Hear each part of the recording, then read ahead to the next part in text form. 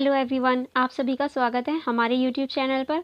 और आप सभी देख रहे हैं द लर्नर्स कम्युनिटी। हम बीए प्रोग्राम के बच्चों को पढ़ा रहे हैं और बीए प्रोग्राम में हमारा सेमेस्टर 5th चल रहा है। और सेमेस्टर 5th की जो हमारी हिस्ट्री है, जिसका नाम है issues in 2000 century world history, इसे हम ऑलरेडी कवर करवा चुके हैं। और आई होप आपने इसकी सारी यूनिट देखी होंगी और जो सर ने पढ़ाया है आपने उन सभी की नोट्स भी बनाए होंगे और सारी चीज़ें को नोट डाउन करके अच्छे से पढ़ लिया होगा।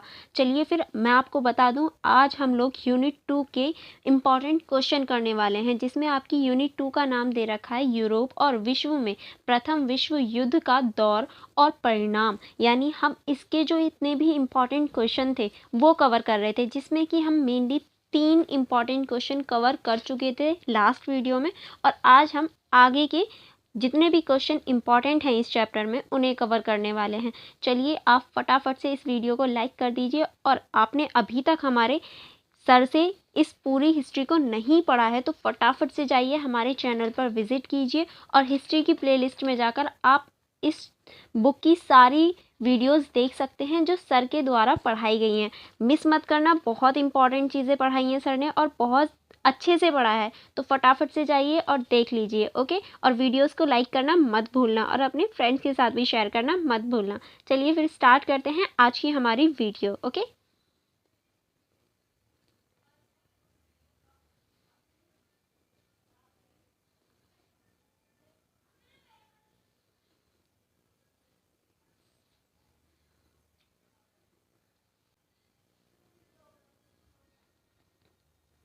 आज हम क्वेश्चन नंबर 4 से स्टार्ट करने वाले थे। चलिए फिर स्टार्ट करते हैं। आप फटाफट से इस वीडियो को लाइक कर दीजिए और अपने फ्रेंड्स के साथ भी शेयर ज़रूर करना, क्योंकि बहुत इंपॉर्टेंट क्वेश्चन है जो आपके एग्जाम में पूछे गए हैं और पूछे जाने की पूरी पॉसिबिलिटी है। चलिए फिर स्टार्ट करते हैं क्वेश्चन नंबर 4 से। आपका क्वेश्चन नंबर 4 कह रहा है प्रथम विश्व युद्ध के बाद शांति समझौतों का वर्णन करें। यानी प्रथम विश्व युद्ध के बाद जितने भी शांति समझौते हुए थे उनका वर्णन करना है। चलिए फिर स्टार्ट करते हैं। प्रथम विश्व युद्ध के बाद पराजित केंद्रीय शक्तियों पर जोरदार शांति समझौते लागू किए गए। इन समझौतों के पेरिस शांति सम्मेलन में तैयार किया गया, जो 1919 से 1920 तक चला। यानी जितने भी पराजित देश थे, जितने भी देश हार गए थे, उन पर शांति समझौतों को थोप दिया गया और उन्हें बनाया 1919 से 1920 तक था।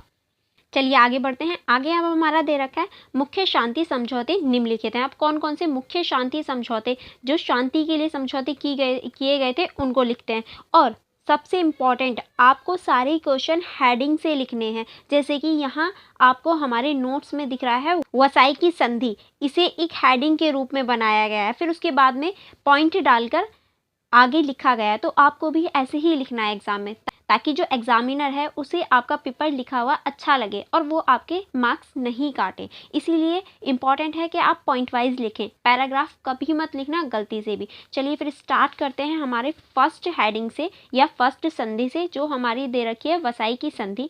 यह जर्मनी के साथ समझौता था। वसाई की संधि जर्मनी के साथ हुई थी, ओके।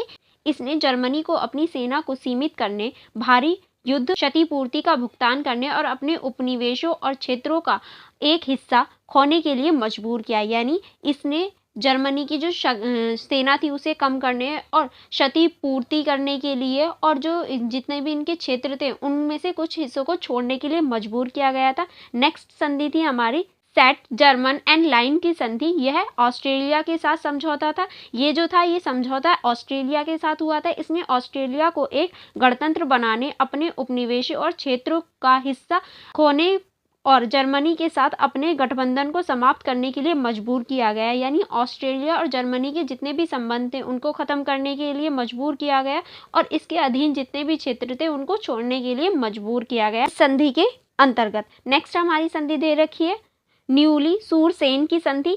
यह बुल्गारिया के साथ समझौता था। यानी ये जो संधि थी ये बुल्गारिया के साथ हुई थी।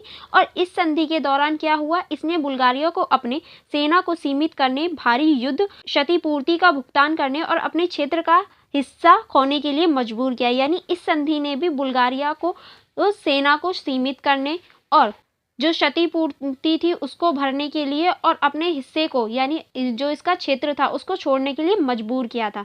चलिए आगे बढ़ते हैं। ट्रयानान की संधि, यह हंगरी के साथ हुई थी और इस संधि के अंतर्गत भी जो हंगरी की सैन्य शक्ति थी उसको सीमित करने और क्षति पूर्ति के लिए और जो इसके हिस्से में क्षेत्र थे उन्हें छोड़ने के लिए मजबूर किया गया। नेक्स्ट संधि है हमारी सेब्रस की संधि। ये संधि जो हुई थी ये तुर्की के साथ हुई थी और तुर्की की जो सेना थी उसको सीमित करने के लिए और युद्ध की क्षतिपूर्ति के लिए भुगतान करने के लिए मजबूर किया गया और जो इसके अंतर्गत क्षेत्र थे उन्हें छोड़ने के लिए इसे मजबूर किया गया इस संधि के अंतर्गत। आई होप आपको ये संधियां समझ में आ गई होंगी।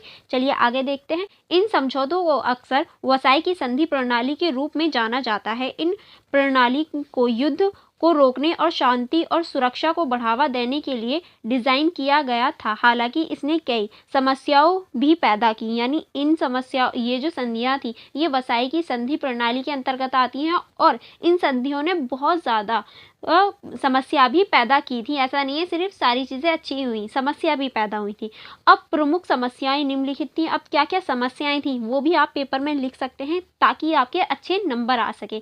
चलिए फिर देखते हैं क्या क्या समस्याएं पैदा हुई थी। प्रमुख समस्या पहली हमारी दे रखी है, जर्मनी को भारी क्षतिपूर्ति को भुगतान करने के लिए मजबूर किया गया, यानी जर्मनी को भारी भुगतान के लिए मजबूर किया गया जिससे आर्थिक मंदी और राजनीतिक अस्थिरता बढ़ गई, जो कि एक बहुत महत्वपूर्ण रोल निभाती है। नेक्स्ट है हमारा, इन समझौतों ने कई नए राष्ट्रों का निर्माण किया जिससे कई जातीय और धार्मिक तनावों को जूझना पड़ा। अब ये संधियां हुई जिसकी वजह से इन देशों ने नए नए राज्यों का उदय हुआ, नए नए राज्य इनसे अलग हुए, तो धार्मिक और राजनीतिक तनाव भी पैदा हुआ था समाज में।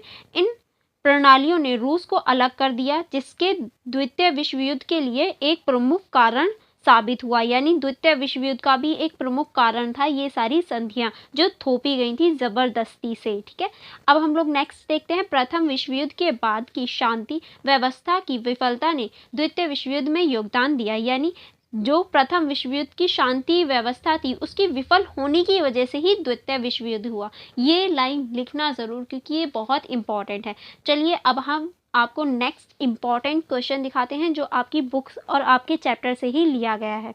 नेक्स्ट क्वेश्चन है हमारा क्वेश्चन नंबर 5 जो कह रहा है राष्ट्रीय संघ के प्रमुख अंग कौन कौन से हैं, यानी हमें राष्ट्रीय संघ के प्रमुख अंग के बारे में बताना है और राष्ट्रीय संघ की क्या भूमिका थी आप इसको भी लिख सकते हैं। चाहे तो आप राष्ट्रीय संघ डालकर थोड़ी सी हेडिंग लिख सकते हैं यानी भूमिका, जिसमें आप लिख सकते हैं राष्ट्रीय संघ एक अंतर्राष्ट्रीय संगठन है जो प्रथम विश्व युद्ध के बाद बनाया गया ताकि विश्व में शांति स्थापित की जा सके और विश्व में या भविष्य में कभी ऐसा युद्ध ना हो प्रथम विश्व युद्ध की तरह, इसीलिए हमने राष्ट्रीय संघ की स्थापना की। ठीक है, अगर आप चाहें तो ये भूमिका लिख सकते हैं, अदरवाइज अगर आप ऐसे भी स्टार्ट करते हैं तो बहुत अच्छा होगा। ठीक है, सारी चीज़ों को पॉइंट वाइज पॉइंट लिखना और कहीं भी ये नहीं सोचना कि आप पैराग्राफ करके लिख दें, हमेशा पॉइंट के हिसाब से लिखना। ठीक है, चलिए फिर स्टार्ट करते हैं। फर्स्ट हमारी जो प्रमुख अंग है राष्ट्रीय संघ का वो है सभा।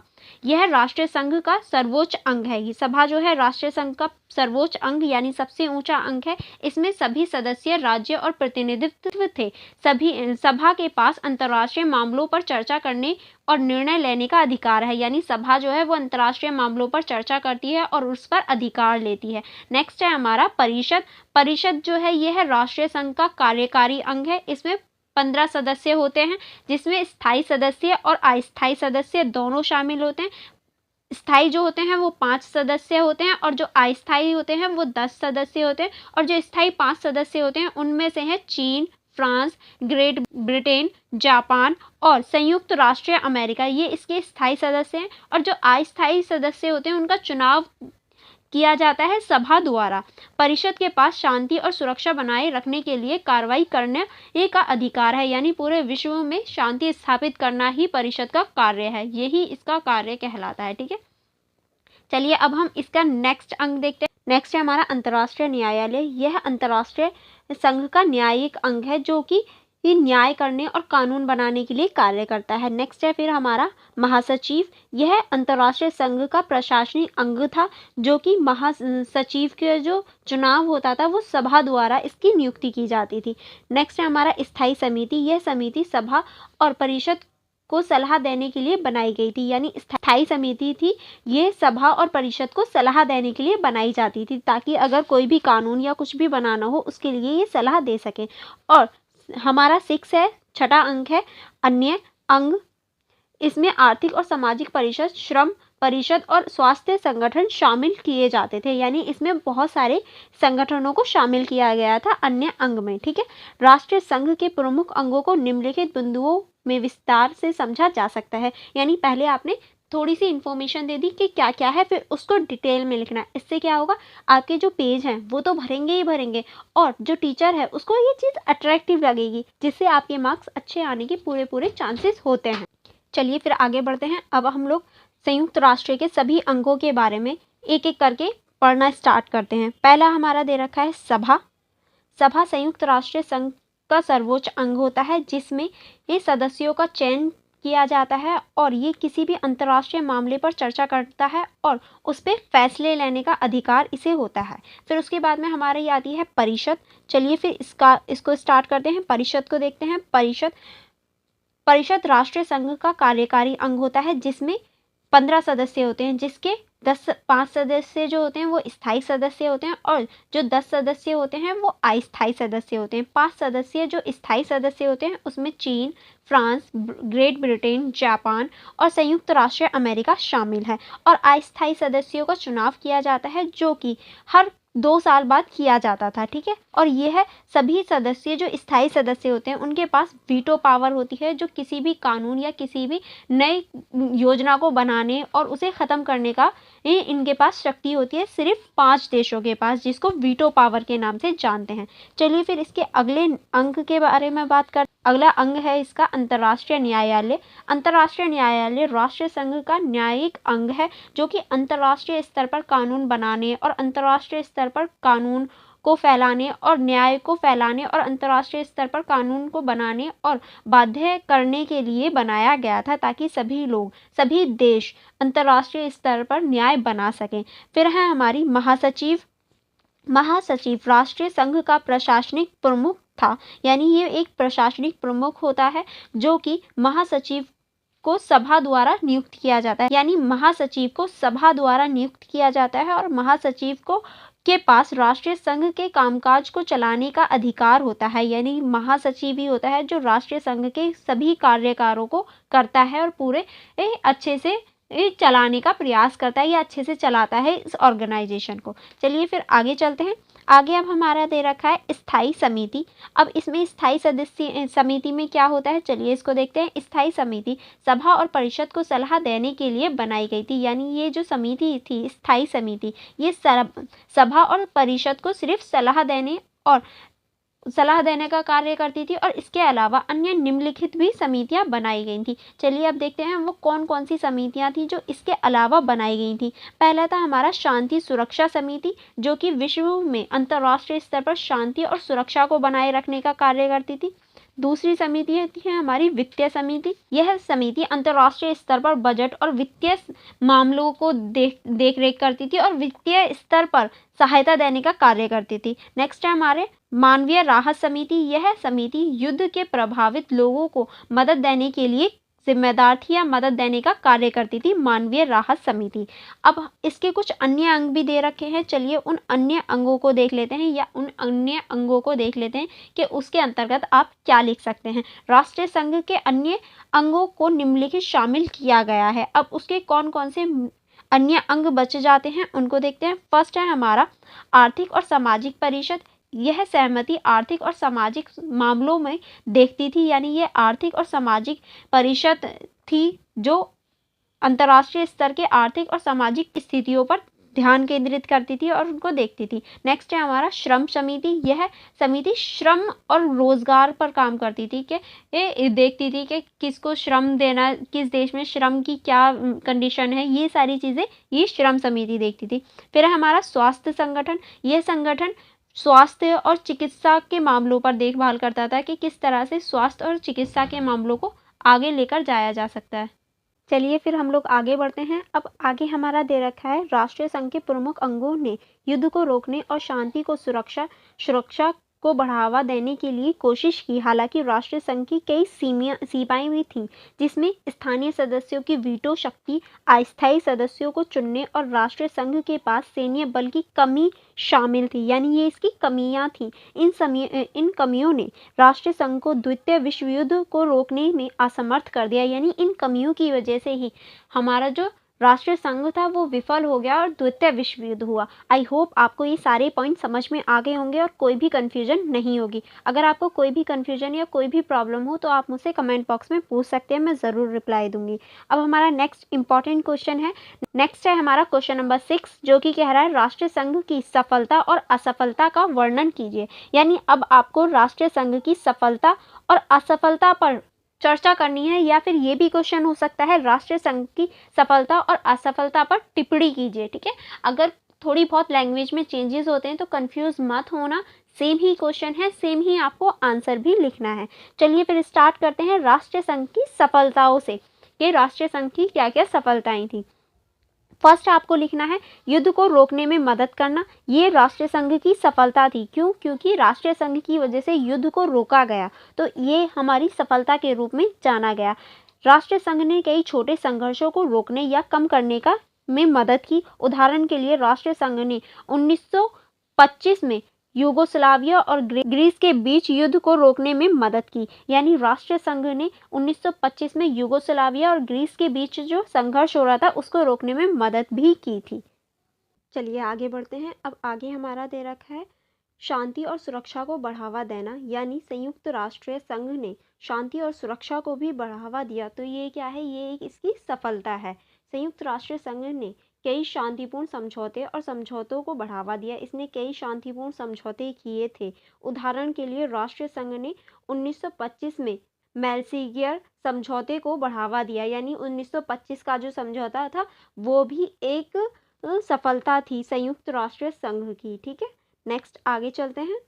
नेक्स्ट है हमारा पॉइंट नंबर 3, जिसमें दे रखा है मानवीय राह प्रदान करना। यानी संयुक्त राष्ट्र संघ ने मानवीय राह को भी प्रदान किया था कि किस तरह से हमें संघर्ष को छोड़कर मानवीय राह पर चलना चाहिए। राष्ट्रीय संघ ने युद्ध से प्रभावित लोगों को मदद करने के लिए मानवीय राह प्रदान की। यानी जो भी युद्ध से प्रभावित थे उन्हें राहत प्रदान की और कुछ हेल्प की ताकि उनका विकास हो सके। उदाहरण के लिए राष्ट्रीय संघ ने 1921 में तुर्क में भूकंप से प्रभावित लोगों की मदद करने के लिए मानवीय राह प्रदान की थी। यानी जो तुर्क में भूकंप आया था 1921 के दौरान, उस समय संयुक्त राष्ट्र ने मदद की थी। ठीक है, नेक्स्ट पॉइंट है हमारा अंतर्राष्ट्रीय सहयोग को बढ़ावा देना। यानी इसने अंतर्राष्ट्रीय सहयोग को बढ़ाया और कई अंतर्राष्ट्रीय स्तर पर श्रम संगठनों की स्थापना की ताकि अंतर्राष्ट्रीय स्तर पर जो सहयोग है उसको बढ़ाया जा सके। ठीक है, चलिए फिर हम लोग आगे बढ़ते हैं। आगे अब हमारा दे रखा है पॉइंट नंबर 5, अंतर्राष्ट्रीय कानूनों को विकसित करना। यानी संयुक्त राष्ट्र संघ ने अंतर्राष्ट्रीय स्तर पर कानूनों को विकसित किया, नए कानून बनाए। उदाहरण के लिए आप ये लिख सकते हैं राष्ट्रीय संघ ने 1928 में नॉन एग्रेशन संधि पर हस्ताक्षर किए थे ताकि जो युद्ध वगैरह हैं उनको रोका जा सके और कानून को बढ़ाया जा सके। नेक्स्ट है हमारा पॉइंट नंबर 6, जिसमें दे रखा है सार्वभौमिक मताधिकार को बढ़ावा देना। यानी संयुक्त राष्ट्र ने महिलाओं के अधिकारों को बढ़ावा दिया और जो मताधिकार होते हैं, वोट देने का अधिकार होता है, उसको भी बढ़ावा दिया। और उदाहरण के लिए आप लिख सकते हैं राष्ट्रीय संघ ने 1931 में एक प्रस्ताव पारित किया था जिसमें महिलाओं के मत अधिकारों के लिए बात की गई थी कि हाँ, महिलाओं को भी मत अधिकार दिया जाना चाहिए। ठीक है, चलिए फिर आगे चलते हैं। आगे हमारा दे रखा है हालांकि राष्ट्रीय संघ की कई सीमाएं भी थीं, जिसमें स्थानीय सदस्यों को वीटो शक्ति, अस्थायी सदस्यों को चुनाव और राष्ट्रीय संघ के पास सैन्य बल की कमी शामिल थी। यानी राष्ट्रीय संघ की कुछ चुनौतियां भी थीं, जिसमें कि एक वीटो पावर थी जो स्थायी सदस्यों के पास थी, जो कि 5 सदस्य थे स्थायी, और दूसरी अस्थायी सदस्यों का चुनाव था, और जो संयुक्त राष्ट्र था उसके पास सैन्य बल की कमी थी, जिसकी ये भी एक सीमा थी। ठीक है, चलिए फिर आगे बढ़ते हैं। और इसी के कारणों की वजह से द्वितीय विश्व युद्ध हुआ था। ठीक है, चलिए फिर आगे बढ़ते हैं। अब आगे हमारा दे रखा है राष्ट्रीय संघ की कुछ असफलताएं निम्नलिखित हैं। अब राष्ट्रीय संघ की असफलताएं क्या क्या थी उनको देखते हैं। अब देखिए, कोई भी चीज़ बनी है तो उसकी सिर्फ अच्छाई अच्छाई तो नहीं हो सकती, उसमें कुछ बुराइयां भी या फिर उसकी कुछ असफलताएं भी होंगी। तो अब हम उसकी असफलताओं को जानने वाले हैं कि कौन कौन सी उसकी असफलताएं थी। पहला है हमारा द्वितीय विश्व युद्ध को रोकने में विफल, यानी लीग ऑफ नेशन, राष्ट्रीय संघ, यानी राष्ट्रीय संघ जो था वो द्वितीय विश्व युद्ध को रोकने में असफल रहा और इसी वजह से विश्व ने द्वितीय विश्व युद्ध को देखा। और नेक्स्ट है हमारा इटली के इथोपिया पर आक्रमण को रोकने में विफल, यानी राष्ट्रीय संघ इटली ने जो इथोपिया पर आक्रमण किया था उसको भी नहीं रोक पाया, जो कि 1935 में इटली द्वारा किया गया था इथोपिया पर, और उसको भी नहीं रोकने की वजह से ही ये विफल रहा। नेक्स्ट पॉइंट देखते हैं। नेक्स्ट है हमारा पॉइंट नंबर 3, जिसमें दे रखा है चीन में जापान के आक्रमण को रोकने में विफलता, यानी चीन में जो जापान का आक्रमण हुआ था उसको भी ये रोकने में विफल रहा। जो राष्ट्रीय संघ 1937 में जापान की चीन पर आक्रमण को रोकने में असमर्थ रहा, यह जापान के वीटो शक्ति का उपयोग करने के कारण, यानी जापान ने वीटो शक्ति यूज करी और चीन पर आक्रमण कर दिया, जिसकी वजह से उस पर कोई कार्रवाई नहीं की गई और ये भी एक इसकी विफलता का कारण बना। नेक्स्ट पॉइंट है हमारा स्पेनिश गृह युद्ध में हस्तक्षेप करने में विफलता, यानी स्पेन में जो गृह युद्ध हो रहा था उसमें हस्तक्षेप नहीं कर पाया। राष्ट्रीय संघ 1936 में स्पेनिश गृह युद्ध में हस्तक्षेप करने में असमर्थ रहा, यह राष्ट्रीय संघ के पास सैन्य बल की कमी के कारण था। क्योंकि राष्ट्रीय संघ के पास सैन्य बल नहीं था उतना, उस टाइम पे ये माना गया कि राष्ट्रीय संघ के पास सेना की कोई ज़रूरत नहीं है, इसीलिए ये कई चीज़ों में विफल रहा। नेक्स्ट पॉइंट देखते हैं। नेक्स्ट पॉइंट आप लोग लिख सकते हैं अंतर्राष्ट्रीय आर्थिक मंदी से निपटने में विफलता, यानी अंतर्राष्ट्रीय स्तर पर जो आर्थिक मंदी हुई थी उससे ये निपटने में विफल रहा। क्योंकि अंतर्राष्ट्रीय स्तर पर 1930 के दशक में महामंदी से निपटने में ये विफल रहा और बहुत तगड़ी महामंदी हुई थी। अंतर्राष्ट्रीय स्तर पर आर्थिक उत्पादन में कमी हो गई थी और जो उत्पादन की क्षमता थी वो कम हो गई थी, जिसकी वजह से ये भी एक कारण रहा। नेक्स्ट कारण आप लिख सकते हैं अंतर्राष्ट्रीय संघ के सदस्यों के बीच विश्वास की कमी, यानी अंतर्राष्ट्रीय संघ के जो सदस्य थे उनके बीच में विश्वास की कमी थी, वो एक दूसरे पर विश्वास नहीं करते थे, जिसकी वजह से युद्ध हुआ और ऐसी कई संधियों का परिणाम युद्ध निकला। क्योंकि उनमें विश्वास की कमी थी। इन असफलताओं के कारण राष्ट्रीय संघ को द्वितीय विश्व युद्ध के बाद भंग कर दिया गया और इन सभी कारणों की वजह से राष्ट्रीय संघ को द्वितीय विश्व युद्ध के बाद भंग कर दिया गया या फिर खत्म कर दिया गया। यहाँ आपके यूनिट नंबर 2 के सारे इंपॉर्टेंट क्वेश्चन फिनिश होते हैं। अगर आपको कोई भी किसी भी इंपॉर्टेंट क्वेश्चन में डाउट हो या कोई भी कंफ्यूजन हो तो आप मुझसे कमेंट बॉक्स में पूछ सकते हैं, और अगर आपको कोई भी सजेशन देना हो तो भी आप कमेंट बॉक्स में दे सकते हैं, और अगर आपको किसी भी पॉइंट में थोड़ा सा भी डाउट हो तो आप मुझसे पूछ सकते हैं। और ये वीडियो अच्छी लगी हो और क्वेश्चन हेल्पफुल लगे हों तो लाइक करना मत भूलना और अपने फ्रेंड्स के साथ भी शेयर करना मत भूलना। और फॉर मोर आप हमारे ये ऐप को डाउनलोड कर सकते हैं, जहां पर आपको क्वेश्चन पेपर और नोट्स भी मिल जाएंगे, और हमारे ऐप का नाम है द लर्नर्स कम्युनिटी DUSOL। ये हमारे ऐप का नाम है जो आपको प्ले लिस्ट में ईजिली मिल जाएगा, कोई भी कन्फ्यूजन नहीं होगी या फिर कोई भी परेशानी नहीं होगी। आप जल्दी से जाके इसे डाउनलोड कर अपनी स्टडी अच्छे से कीजिए। चलिए फिर करते हैं इस वीडियो को बाय बाय, मिलते हैं नेक्स्ट वीडियो में। Thank you for watching everyone.